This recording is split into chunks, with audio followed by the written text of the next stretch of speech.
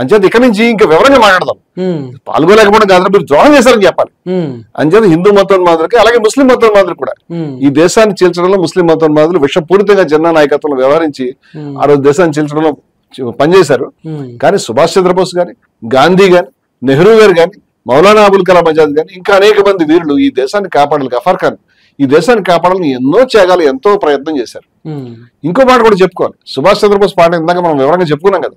సుభాష్ చంద్రబోస్ కు సంబంధించి సుభాష్ చంద్రబోసు ఆయన 1945 చనిపోయినాడు.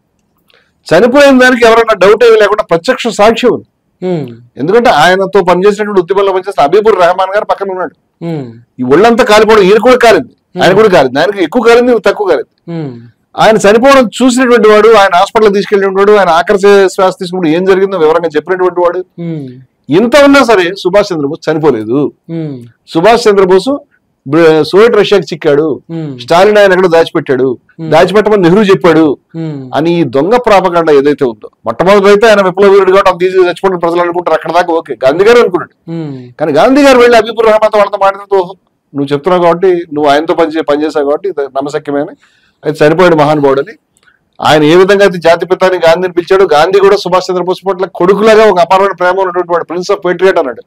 ఆయన చచ్చిపోయిన ఎంతో బాధపడ్డాడు, ఇంటికి కూడా వెళ్ళాడు గాంధీ గారు. వాళ్ళ ప్రేమ గురించి చెప్పాలంటే వేరే ఎపిసోడ్ చేసుకోవాలి మనం. కానీ ఏ రోజు సుభాష్ చంద్రబోస్ సాయం చేయనటువంటి వాళ్ళు, ఆయనకు శూన్యహస్తాలు రక్తహస్తాలు చూపించిన వాళ్ళు, వీళ్ళు మాత్రం ఈ ఎఫెక్టివ్ ఈ క్యాంపెయిన్ నెహ్రూకి వ్యతిరేకంగా, స్టాలిన్ కి వ్యతిరేకంగా, స్టాలిన్ ఏమి గొప్పవాడని నేను చెప్పట్లే కానీ ఈ విషయం చెప్తున్నాను నేను, అలాగే గాంధీకి వ్యతిరేకంగా ఈ క్యాంపెయిన్ ఎస్టాబ్లిష్ చేయడానికి దీని వెనకాల ప్రత్యక్షంగా కాకుండా పరోక్షంగా దీన్ని వర్క్ చేసి ఆయన ఇంకా బతికే ఉన్నాడు, ఆయన అక్కడ చూసాం ఇక్కడ చూసాము అని దాని మీద సినిమాలు తీశారు, యూట్యూబ్ వీడియోలు చేశారు, ప్రసంగాలు చేశారు. ఇప్పటిదాకా ఒక దశలో ఆ కుటుంబాన్ని కూడా కనిపించేశారు. ఇవాళ ఆ కుటుంబం బయటకు వచ్చి అనిత అనేటువంటిది వారి సుభాష్ చంద్రబోస్ యొక్క కుమార్తె. మీరు చూస్తే లాస్ట్ ఇయర్ 23లో 24లో ఆవిడ ప్రకటనలు చేసింది. ఆవిడ ఏమేం చేసిందంటే, ఈ బీజేపీ ఆర్ఎస్ఎస్ వాళ్ళు ఆయన యొక్క జయంతులు వర్ధంతులు చేస్తుంటే ఒక విషయం గుర్తుపెట్టుకోండి, ఆయన ఆర్ఎస్ఎస్ కి వ్యతిరేకం. సుభాష్ చంద్రబోస్ ఆవిడ చెప్పింది అది ఈజ్ అగెనెస్ట్ ఆర్ఎస్ఎస్ ఐడియాలజీ. ఆయన ఆలోచనలు, ఆయన సిద్ధాంతాలు కాంగ్రెస్ కి దగ్గర, గాంధీజీకి దగ్గరైనవి, ఇంకా చెప్పాలంటే వామపక్ష భావజాలకు దగ్గరైనవి.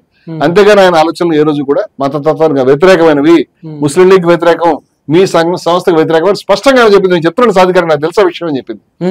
అదే కాకుండా ఇప్పుడు కుటుంబం అదృష్టవశాత్తు బయటకు వచ్చి జపాన్ లో రెంకోజీ ఆలయంలో అస్థికలు ఉన్నాయి, దాన్ని దయ ఉంచి వెనక్కి తీసుకొచ్చి ఆ వీరుడికి ఇంతకాలం ఆయన చనిపోయిన తర్వాత 1945 చచ్చిన మనిషిని, చనిపోయిన వ్యక్తిని 45 నుంచి 2025 దాకా కనీసం ఆ యొక్క అస్థికలు వెనక్కి తేలేదు.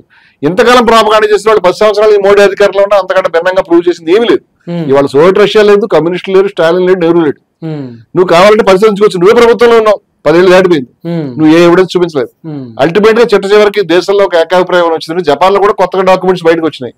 సుభాష్ చంద్రబోస్ చనిపోవడం వాస్తవం, ఆ రోజు విమాన ప్రమాదంలో మరణించడం వాస్తవం, ప్రత్యక్ష సాక్ష్యం ఉంది, పరోక్ష సాక్ష్యాలు ఉన్నాయి. ఆయన యొక్క అస్థికల్ని మీరు తీసుకొచ్చి డిఎన్ఏ టెస్ట్ చేయించండి వాళ్ళ కూతురు చెప్పింది. నేనున్నాను కదా ఆయన కూతుర్ని, మీరు డిఎన్ఏ టెస్ట్ చేయించండి, నేను కోఆపరేట్ చేస్తానని చెప్పింది. అస్థికలు వెనక్కి తీసుకొచ్చి ఆ మహనీయుడికి గౌరవాన్ని కల్పించడానికి కుటుంబం చెప్పినా పట్టించుకునేటువంటి ప్రభుత్వం ఇది. ఎందుకంటే ప్రాపకాండ మీద, అబద్ధాల మీద తప్పితే నిజాల మీద ఆధారపడినటువంటి వ్యవస్థ ఇది.